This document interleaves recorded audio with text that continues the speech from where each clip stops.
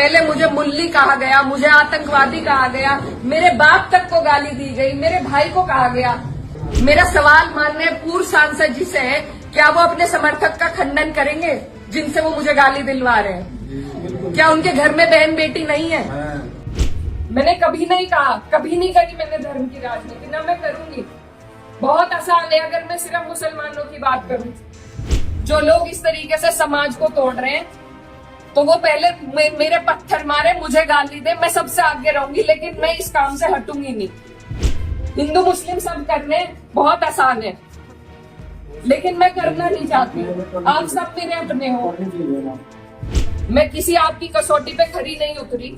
मैं वोट मांगने की भी हकदार हूँ और आपको देना भी नहीं चाहिए। लेकिन अगर कोई आपके इलाके से कोई लड़की अगर हौसला कर रही है, आगे बढ़ रही है, तो क्या उसे गालियां मिलनी चाहिए? क्या मैं आपके समाज की बेटी नहीं? कैराना से सपा सांसद इकरा हसन का एक वीडियो सोशल मीडिया पर काफी वायरल हो रहा है, जिसमें वो भावुक होकर पूर्व सांसद पर कई गंभीर आरोप लगा रही हैं।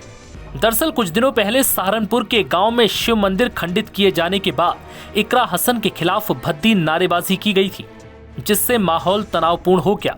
अब इकरा खुद उस गांव पहुंची और भावुक होते हुए कहा कि उन्हें मुल्ली और आतंकवादी कहा गया। सुनिए इकरा हसन का ये बयान।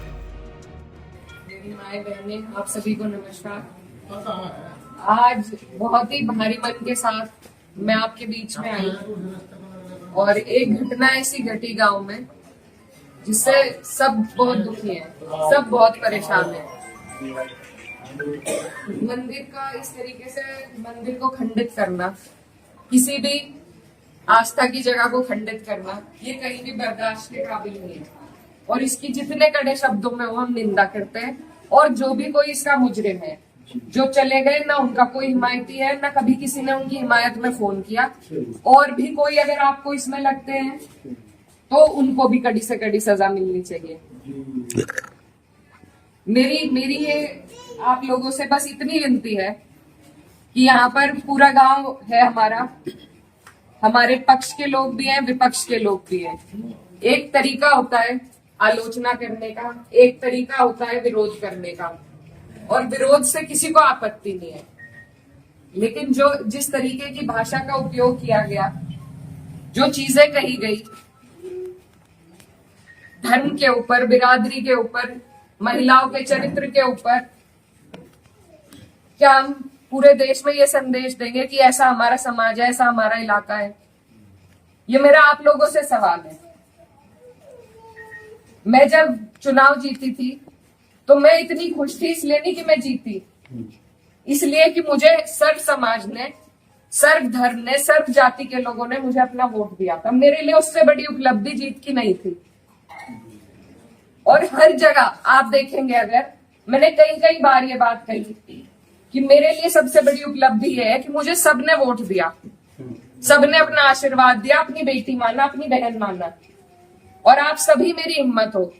आज अगर इस तरीके की बातें हमारे क्षेत्र से उठेंगी तो मुझे बहुत तकलीफ हुई, शर्म आई मुझे कि मेरे अपने, जो मेरे मामा है, नाना है, भाई हैं, आज उनके बीच में ऐसी बात हो रही। और ये सिर्फ मुझे गाली नहीं है, मेरे इलाके की, मेरे समाज की, मेरे इस इलाके की जितनी भी बेटियां हैं, जो मुझे ये आके कहती थी कि दीदी हम भी आपकी तरह आगे बढ़ेंगे, हम भी आगे निकलेंगे, उन सब के कदम इससे डगमगाएंगे। और मुझे ये बात बर्दाश्त नहीं। मेरे पे तरह तरह के सवाल उठाए जा रहे हैं। मैंने कभी धर्म की राजनीति नहीं करी, कभी जात बिरादरी की भी नहीं राजनीति करी। मेरे लिए सब मेरे अपने हैं। जहां जिसे मेरी जिस वक्त समस्या होगी, जिस वक्त मेरी जरूरत होगी, मैं वहां पहुंचूंगी। मेरा परिवार बहुत सालों से, लंबे अरसे से राजनीति में है, आप लोगों के आशीर्वाद से। और हमारे वहां पर बाबूजी हुकुम सिंह जी का परिवार और हमारा परिवार लगातार राजनीति में रहा। कभी वो जीते, कभी हम जीते।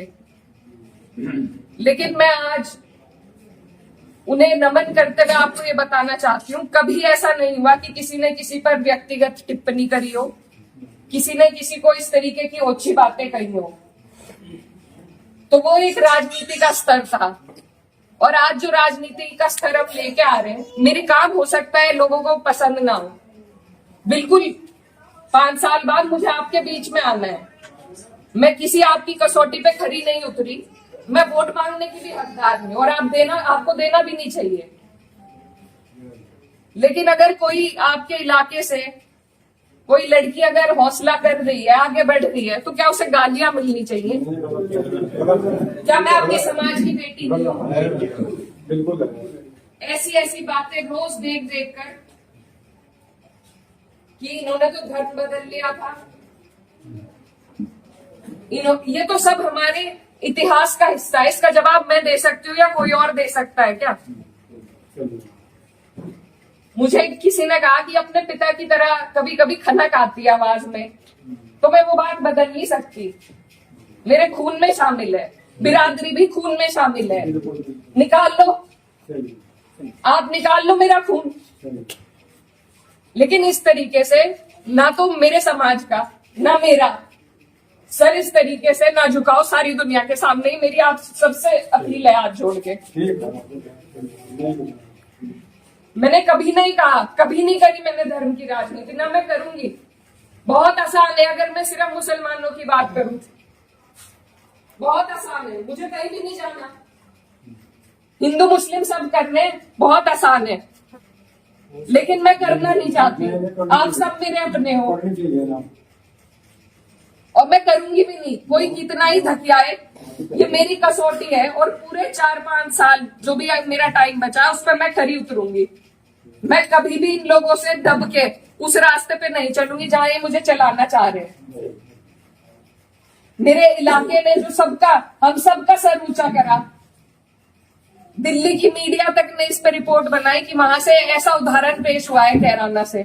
ये उस उदाहरण को तोड़ने की और सिर्फ अपने लालच की, सिर्फ अपने लालच की राजनीति में जो लोग इस तरीके से समाज को तोड़ रहे हैं, तो वो पहले मेरे पत्थर मारे, मुझे गाली दे, मैं सबसे आगे रहूंगी, लेकिन मैं इस काम से हटूंगी नहीं। आप सब मेरे अपने हो, मैं किसी को नहीं छोड़ूंगी।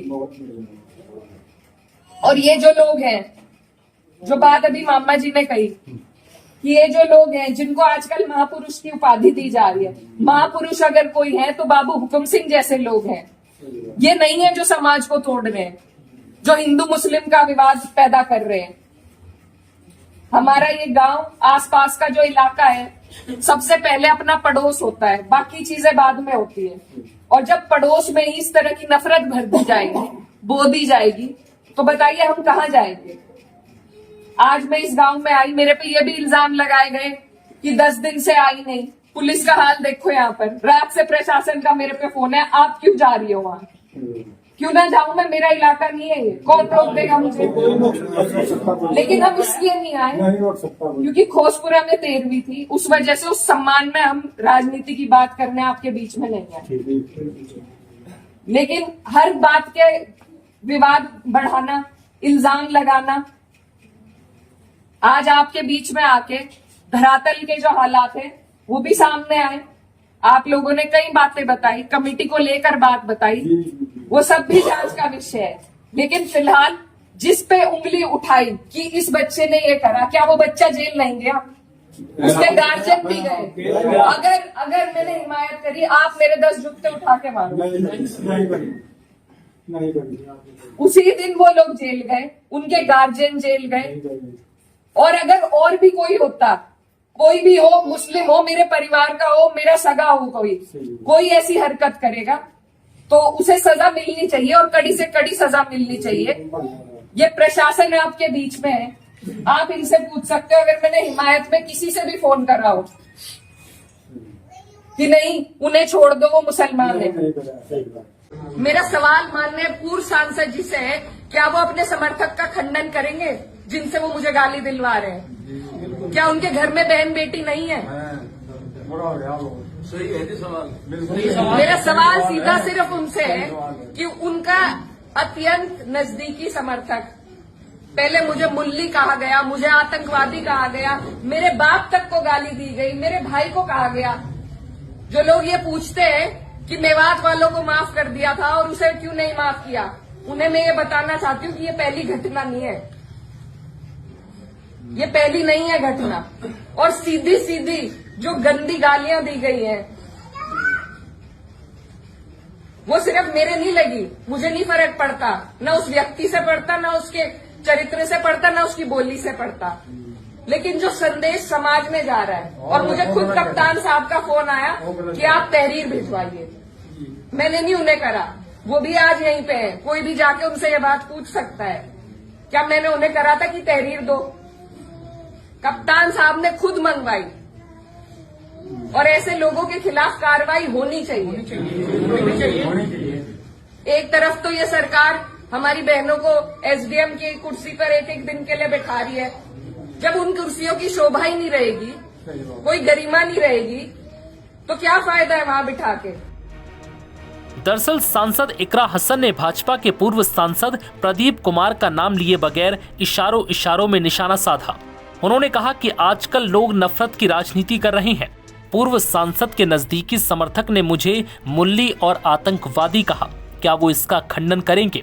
एक तरफ ये सरकार बहन बेटियों को सम्मान देने की बात करती है और दूसरी तरफ गालियां दिलवाई जाती हैं। बता दें कि इकरा हसन जिस कैराना सीट से लोकसभा सांसद हैं, उसमें शामली और सहारनपुर जिलों के हिस्से भी शामिल हैं।